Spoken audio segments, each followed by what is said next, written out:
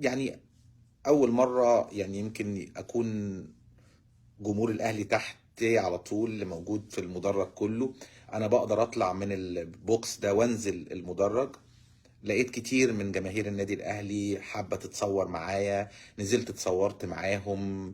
ناس اللي عايشين في المملكه العربيه السعوديه، اللي جاي يشجع النادي الاهلي، الاسر. يعني كانت بصراحه بكل احترام وود وتقدير.